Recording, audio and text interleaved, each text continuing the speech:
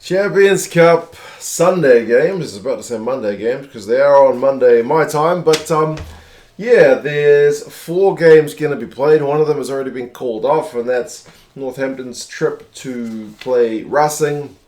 Northampton got COVID cases, so that game has been called off. 28-0 victory given to Racing, so they finish top of the pool. I don't think anyone can pass them. So yeah, that's kind of that one sorted. There are a few other games on. As I record this, the Saturday games are still going. It's morning here, Sunday time New Zealand, so the Glasgow game is still going. So how the teams kind of fully stack up after the end of the Saturday games, I'm not sure yet, but I will be watching the games throughout the day after I take the children out while you guys in Europe are all asleep. I'll kind of catch up on those games and try to avoid all the spoilers. But yes, Sunday games. The first one is SALe and Ospreys. Ospreys haven't picked up a point yet, but to their credit, they've still picked a pretty strong team. They've rotated things a wee bit, but still quite a few internationals there for SALe. It's a pretty similar team to what we saw last week. Kind of fewer changes, but yeah, they'll be certainly looking to qualify with 7 points. They're not quite qualified yet as I record this. I don't think they are.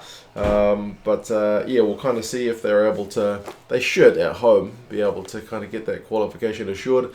It's one weird thing about the kind of current format of the competition where more teams qualify than don't. So yeah, they have brought in McGinty, which is a bit of good news alongside Rafi Quirk. So that's a pretty bloody useful 9-10 combo, very sharp and attacking couple of guys. Hammersley's moved to fullback. Ben Curry takes the spot of his brother Tom. Tom drops to the bench. You got Jean-Luc Dupree on the bench as well.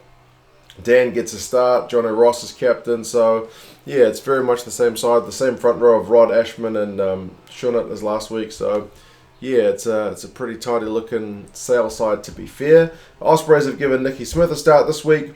The Wales called up man Dewey Lake is still there at Ospreys hooker jersey, I think. Was it him that struggled with the lineouts last week? I feel like it might have been. So we'll see how that aspect of the game goes.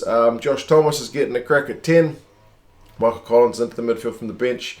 Matt Prothero moves to the wing. Dan Evans is there at fullback. So yeah, it's a bit of a rejigged Osprey side from one that we saw last week, but there's still enough guys still there, like Adam Baird played last week, and Luke Morgan's still there. So it's yeah, it's rotation more than kind of wholesale changes. They did play in round 1, and it was 21-13 to SALe in that game, and at that time SALe had kind of been on a bit of a bad run, and Ospreys had been okay in the URC. So for SALe to get that result was actually particularly impressive, and now that they're at home, they should really be getting this one done. They are favoured to do so, the bookies say, by 25 points. The Rugby Forecast algorithm says by 6, so maybe somewhere in the middle.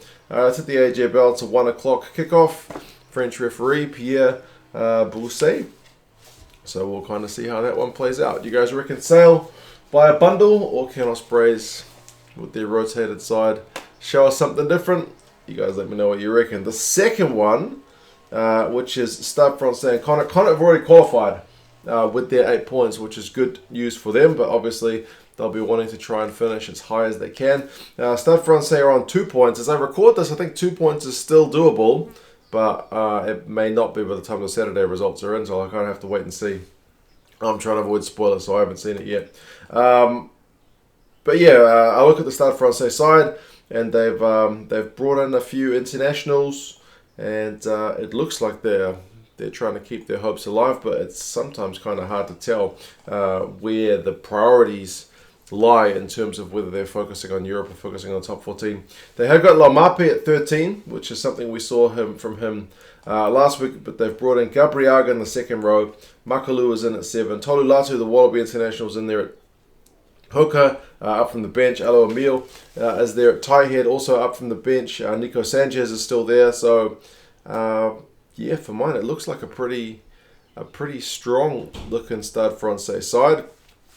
But as always, I don't follow the top 14 enough to know kind of where the pecking order is in terms of their playing staff, especially the southern guys I'm kind of used to seeing. And if you're playing Latu, Alo Emil, Lamape, Makalu, Gabriel, all these guys, it just seems like a strong lineup to me. For Connacht, They have made a few changes. They've brought in 2 new props. Sammy Arnold has moved to 12. Tom Farrell's there at 13. Up from the bench, Callum Blade is in at 9. So, yeah, that's a bit of a change. Cardi's still there at 10. Mac Hansen's back in the lineup. Bit of extra pressure on him with the Irish call-up, but good kind of pressure. Alex Wooten's in on the right wing. Yeah, it's also kind of a slightly rotated lineup for the Connacht guys. As I said, they'll want to win by as much as they can. They did win pretty solid when they played in the opening round. It was 36 points to 9. I seem to remember the first half was tight, and then Connacht kind of ran away with it in the second. Not predicted to be as big a win this time, but actually, no, it's predicted to be a Stade Francais win. Sorry, it's 6 points with the bookies and 2 points with the forecast algorithm. So that's Connacht going into this one as underdogs. We'll kind of see how this one goes. It's a 2 o'clock local kickoff, which makes it 1 p.m. GMT, which is the same as the SAL and Ospreys game. So you guys watching live will have to pick and choose which one you're going to watch. Wayne Barnes is the ref for that one. The next one, Munster and Wasps. Munster already qualified on 13 points. But as always, you kind of want to finish as high as you can. And Wasps, 6 points, not qualified. Big win for them over Toulouse last week, but it's such a random one with Wasps because when they played Munster in round 1, and I know both sides were missing a lot of players, but I seem to remember Munster were missing more. Munster won 35-14 over in England. So, yeah, that was a bit of a crushing defeat for the Wasps, guys. And yet, they've just gone and beaten Toulouse last week. So, it's a bizarre one. Munster certainly won't be able to take Wasps lightly, even if Munster are at home for this one, where they'll go into it as big favourites. They've kept their lineup pretty stable at Munster. I'm pleased to see Ben Healy's back at 10. That's not that Jack Crowley did anything wrong. I mean, he's a man who's kind of had to step up in the absence of some of his teammates, but Ben Healy is a pretty good prospect, and yeah, as I said, it's good to see him back. Conway and Earls are still on the wing, so that's kind of same. John Klein is up from the bench to start this week. Barron's in at hooker. Gavin Coombs is still there at number 8. He was kind of phenomenal last week, so they'll be looking for more of his big ball carries. Mamani's captain at 6.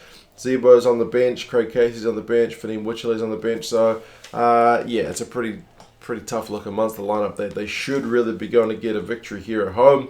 For Wasps, a few changes from the side that won last week. They've moved Brad Shields to 6. Thomas Young's at 7. Nizam Carr starts at 8. Dan Robson's at 9. He didn't play last week. Ali Crossdale's moved to fullback. Tom West and Elliot Mills are a couple of new props in from last week. So, yeah, definitely much changed. Wasps lineup. Maybe that's just keeping guys fresh. I'm not sure if they've had any COVID cases of their own. It does seem like a few changes, but yeah, we'll kind of see how they go. Munster, to be fair, are big-time favourites. 10 points with the bookies and 20 points with the Rugby Forecast algorithm. Tual Trianini, the Frenchman, is the referee for this one at Thoma Park. It's a 3:15 kickoff. So after you finish with either of the first games, this is the one you can tune into.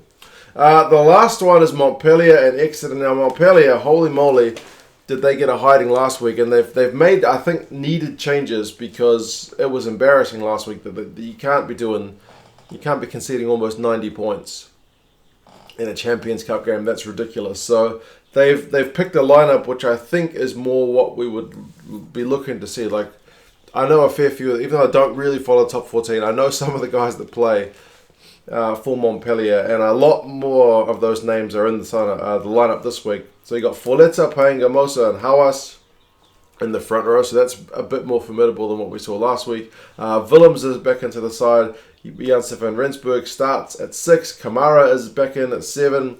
Zach Mercer starts at 8. Rattez is back at 11. Surfontaine's at 12. Rayak's at 13. Bouthiaz at 15. Like, it's a whole bunch of changes.